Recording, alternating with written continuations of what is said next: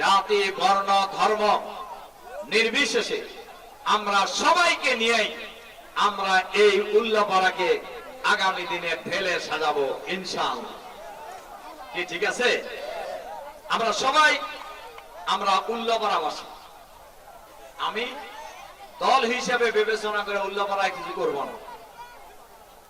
আমি আপনাদের আরেকটা কথা বলে থাকি, আমি এমপি হওয়ার পরে উল্লাপাড়ার বিভিন্ন ডিপার্টমেন্টের সরকারের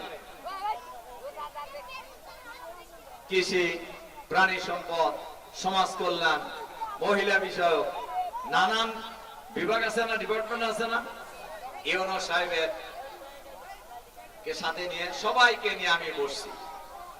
আমি একটা কথা খুব পরিষ্কার করে বলছি তাদেরকে, যে দেখেন এই যে যত কার্ড আছে, বিজেপি কার্ড, বিধবা কার্ড, মুক্তিযোদ্ধা কার্ড, বয়স্ক ভাতা, হ্যান্দান নানান আছে না কার্ড, আমি বলছি যে কোন কার্ড বিতরণ দলীয় বিবেচনায় হবে না।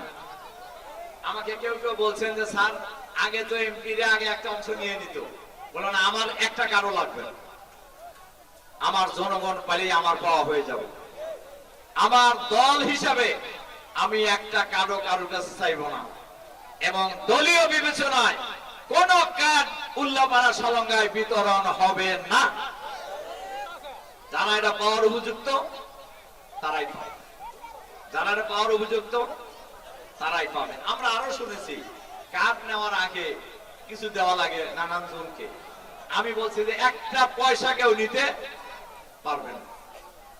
আমি প্রশাসনকে বলে দিয়েছি যে ভাই আমি আপনাদের কাছে একটা সহযোগিতা চাই, সেটা হলো আপনারা সততা এবং স্বচ্ছতার সাথে কাজ করবেন, আমার 100% সহযোগিতা পাবেন। আর সততা স্বচ্ছতার ব্যাপারে যদি 2 নম্বরে চিন্তা কেউ করেন, সহযোগিতা তো দূরের কথা, উল্লাপাড়া থাকতে পারবেন।